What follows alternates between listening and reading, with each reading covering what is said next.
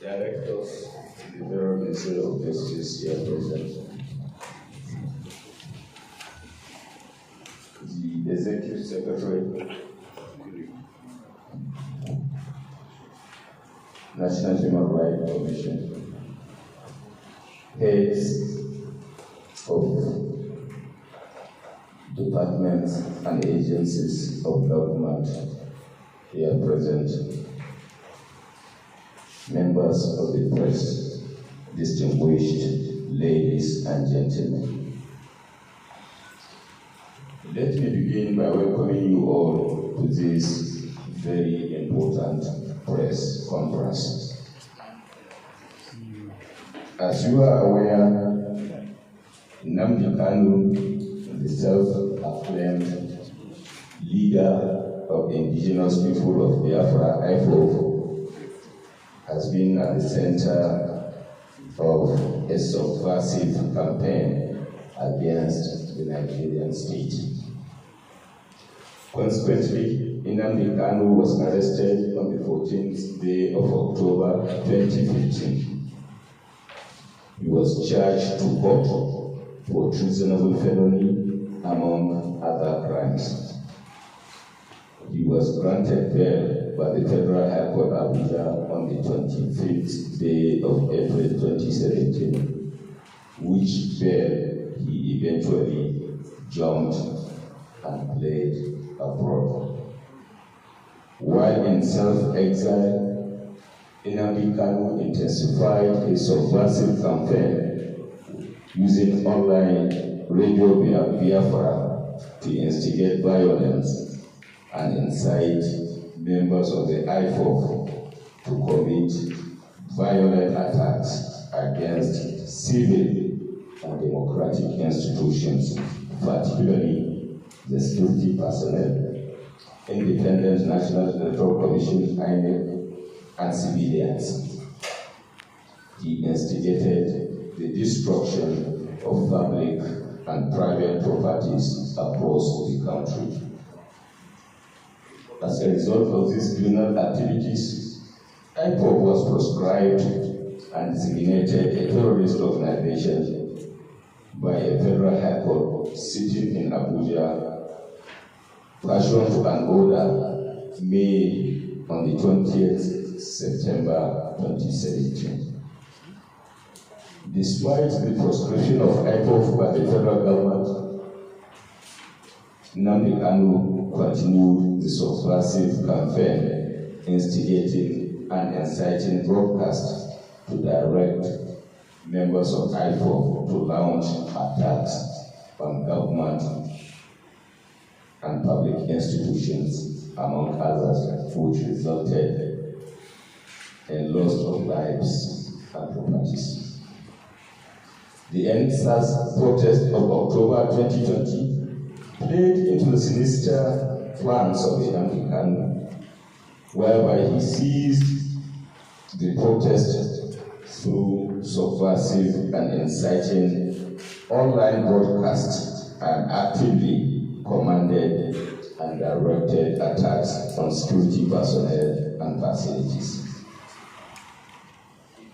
As a result of these broadcasts, members of IPOB attacked and killed security personnel and burnt down police stations, correctional centers, INEC offices, bus terminals, the palace of Oba of Lagos, banks, hospitals, shopping malls, and vehicles, amongst others. On 12th December 2020, Eastern Security Network, ESN, was formed by Nnamdi Kanu as an armed wing of IPOB with a mandate to advance the nefarious agenda of the outlawed group.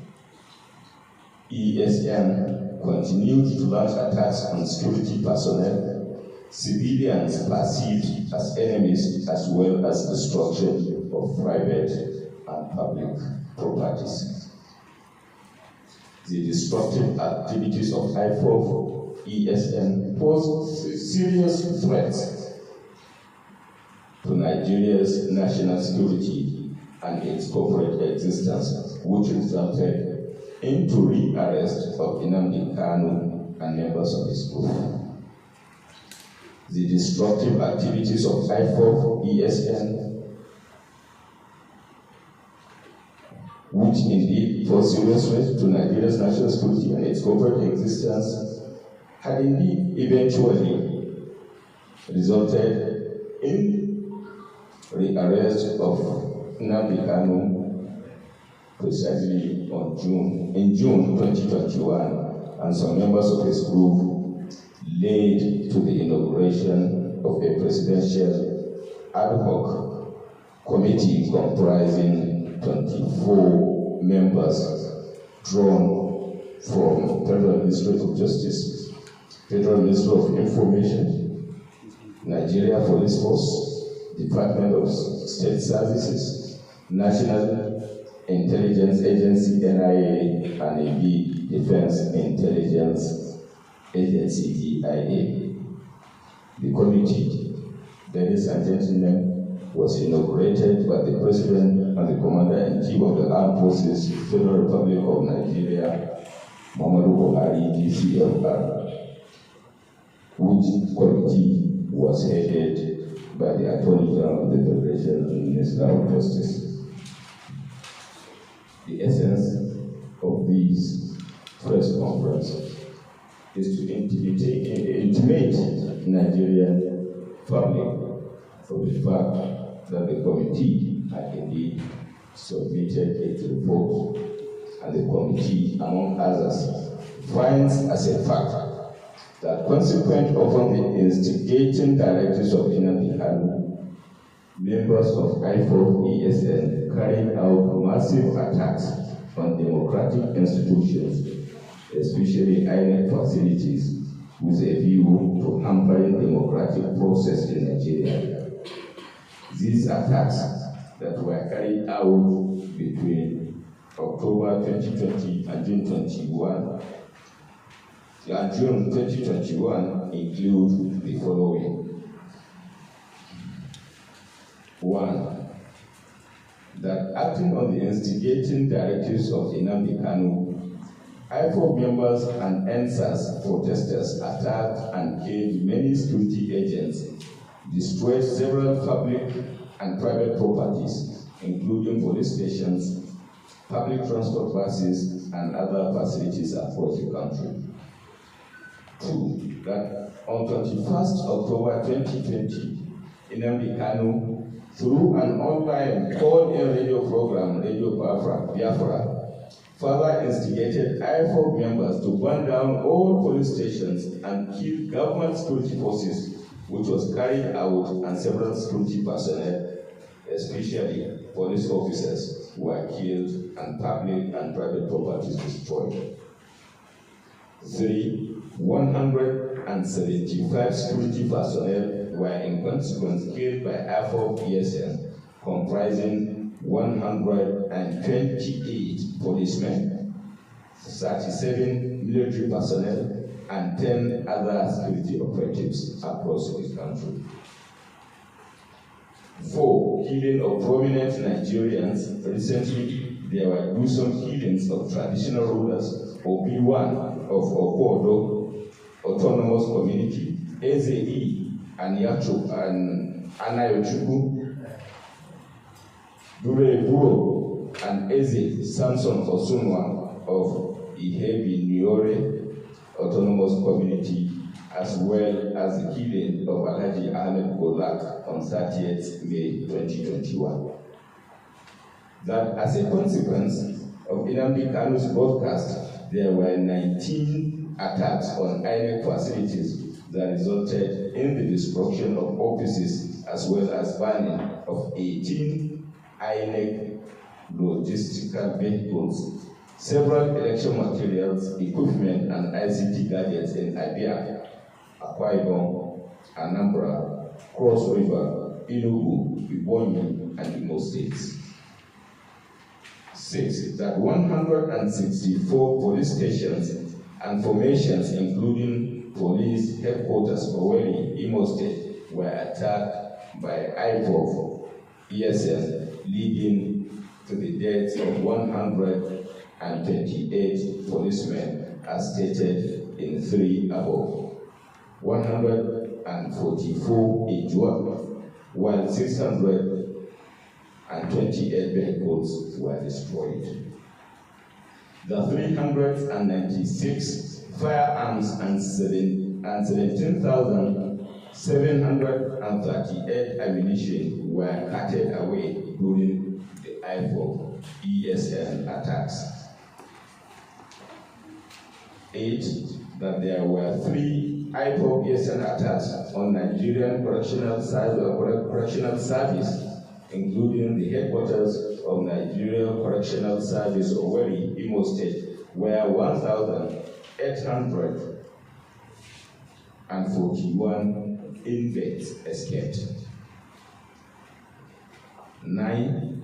That the headquarters of the Nigerian Immigration Service, Umuahia, Abia State, was also attacked by IPOB ESN, leading to the death of 1 officer. That there were several IPOB ESN attacks and destruction of public and private properties during the EndSARS and Biafra agitations across the country, especially in the southeast and south-south regions, notably the Palace of Oba of Lagos, where 12 flats were completely looted and vandalized. The country home of Governor of Imo State, Senator Hope Uzidinma, was burned. Over 150 buses burned at Lagos bus terminal. Senator Ndoma Egba's home in Calabar Municipal, Cross River State, was completely looted and vandalized. Lagos State DNA and Forensic Center, City Hall, Racecourse, First Bank Branch Lagos, Lagos State Public Works Commission, Nigeria Port Authority, Marina Lagos, High Court Eboshere, Lagos were all burned, among other heinous crimes committed. We also established that Kanu is not alone in his subversive activities. He has accomplices in Nigeria and abroad, individual and groups, as well as state and non-state actors who are aiding and facilitating his campaign against the people and state of Nigeria. Some of the state actors aided Kanu even as a fugitive in his destructive mission, ignoring the terrorist nature of his activities. We call on these countries to desist from aiding subversive acts by Kanu and IPOB against the state of Nigeria and its people. Conversely, there are some friendly countries which, recognizing the state of IPOB as a terrorist organization, have either banned the activities of IPOB or placed Kanu on stop list. To these peace-loving countries that have put Kanu on their stop list and banned IPOB from operating in their territories, we express our appreciation as a nation. Similarly, the federal government has received the report on financiers of Adeni Sunday Adeyemo, aka Sunday Igboho. The report revealed that Sunday Igboho is a director and signatory to Aviation International Concept Limited, registered on 23rd April 2010. Aviation International Concept Limited also has Oladele Oyetunji and Ederofo Adeyemo as directors. Similarly, Igboho is linked to 43 bank accounts in 9 banks.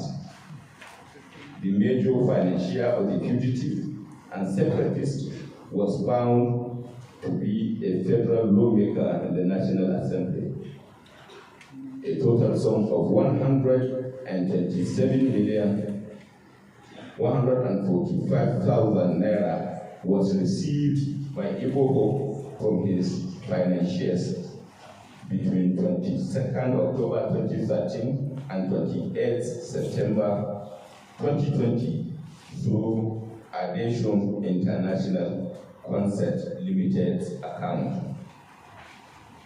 A total of 273,198,200 transaction outflows was recorded from Sunday Iboho's account between 15th March 2013 and 11th day of March 2021. Investigations revealed that Addition International Concept Limited, belonging to Iboho, transferred the sum of 12,750,000 to Abbal Bago and Sons. It might be recalled that Abbal Bago and Sons and its promoter, Abdullahi Umar Osman, are suspects in the ongoing joint terrorism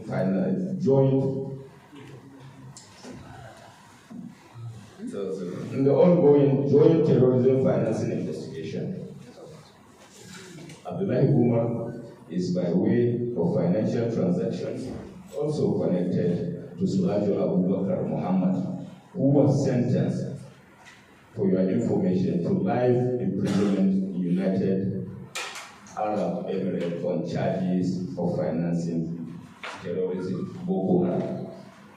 This report shows the nexus between separatist agitation, terrorism financing, and disruption of peace in the country.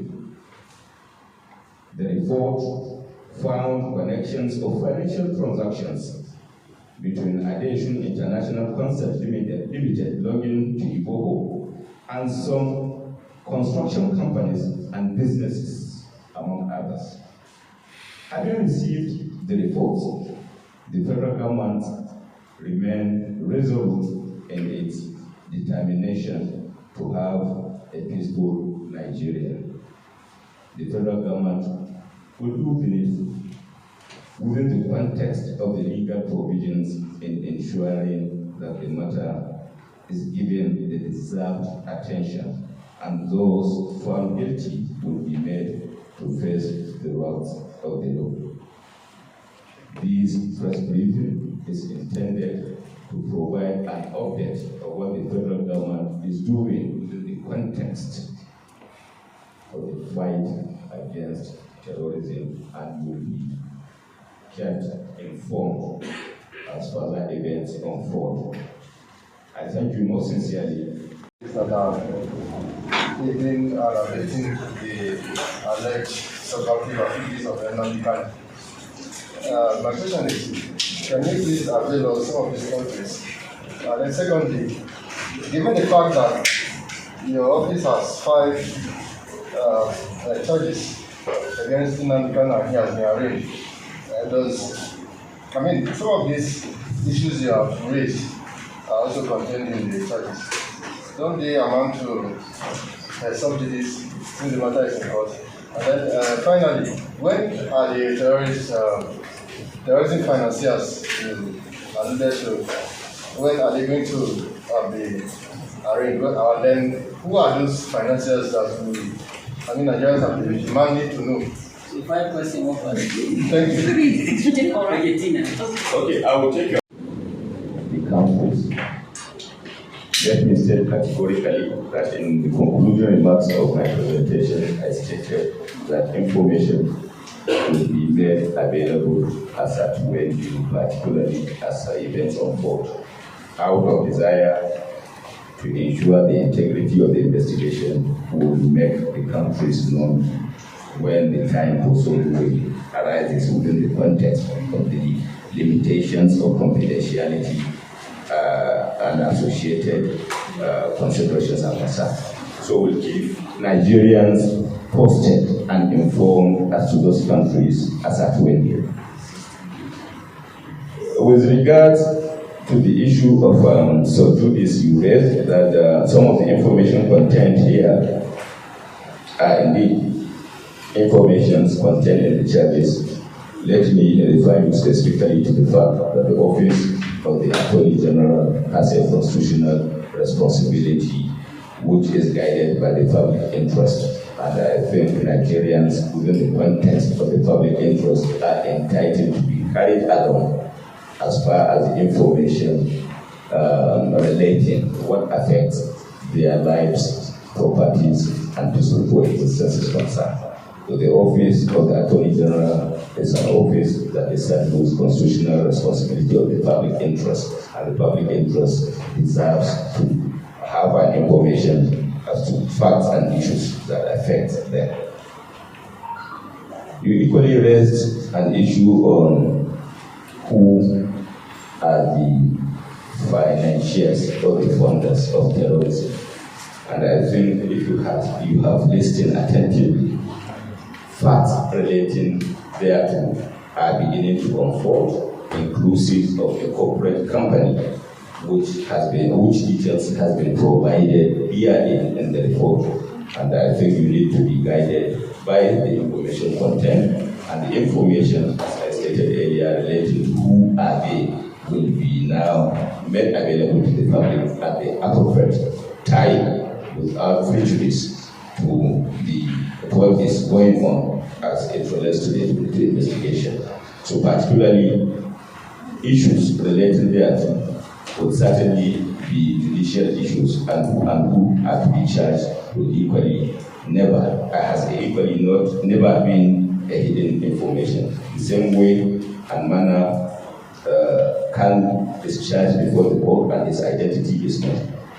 The financials and funders will equally be charged to court, and the information relating to them will be made public at that point upon conclusion of the investigation. We cannot be preemptive of what investigation, of the investigation as at now, but then certainly they will be charged publicly, and the information and details about them will be known publicly at the point of arraignment, among others. Thank you. Yes. Yes, sir.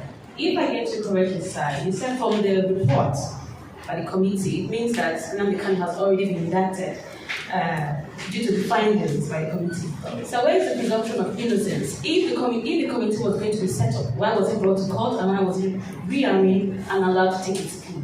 Why isn't the court allowed to do its job and we wait to see the outcome? And what is the possibility that the court will not align itself with the findings of the committee? Thank you, sir. Thank you very much. For your information, it's a judicial function. And with that in mind, Nnamdi has indeed been arraigned and charged before a court of law. What we are doing here today is a public interest aspect of it. Nigerians are entitled to know the factual situation as it relates to associated charges filed before the court of law. So whether the presumption of innocence, as you raised by your question, is never affected, taking into consideration the responsibility and function of indictment, conviction, and sentence is purely judicial function, and the matter has been taken to court. So the court, as a final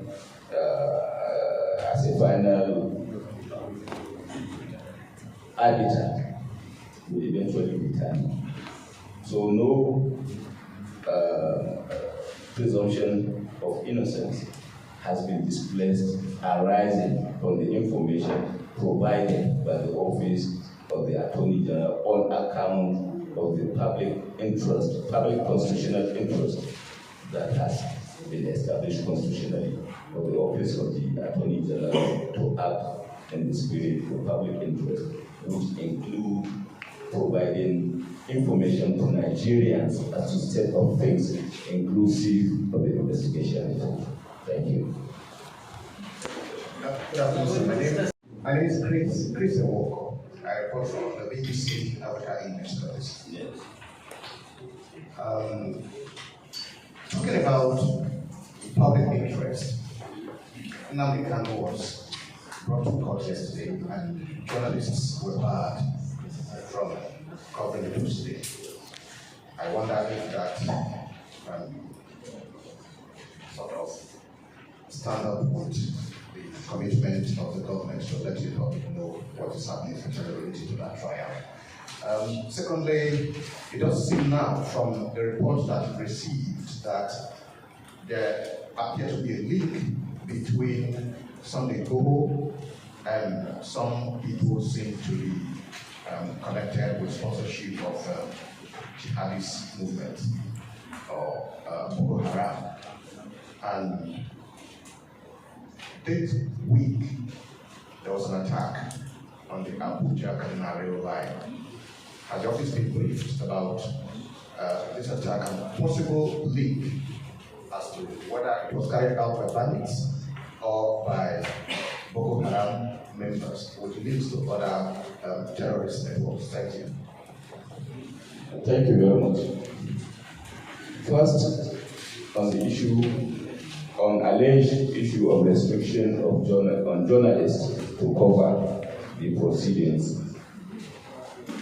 One thing that I think is important and fundamental for you to consider is who attends and whether the court indeed has powers to restrict access is a function of law. In that respect, I will refer you to the relevant legislations operational in Nigeria on terrorism. And then secondly, within the context of the prevailing legislations, the court reserves the right to restrict access. And if indeed, which in fact is the case, the court has restricted access, I urge you to consider the possibility of seeking clarifications from the court. The matter, as you rightly know, that is sub judice and has been taken to court, is taken out of control of the executive. To provide venue for you to get clarification answers associated with that inquiry in the judiciary. On the issue of establishing connection between Sunday Igboho, terrorism, Boko Haram, I leave you to drive your logical deductions arising from the presentation, the press conference made by the Office of the Attorney General, which has provided facts for you within which you can make logical deductions thereof. On the issue of foreign attack, my office has not been briefed, and I cannot be preemptive, but on the basis of need to know within the context of the public interest, when I receive adequate information and briefing over that, we will, as usual, consider the possibility of convening the press conference to keep you up to speed as to the position of things related there. Thank you. Thanks for checking out SYMFONI on YouTube. Please be sure to subscribe and like our videos for updates.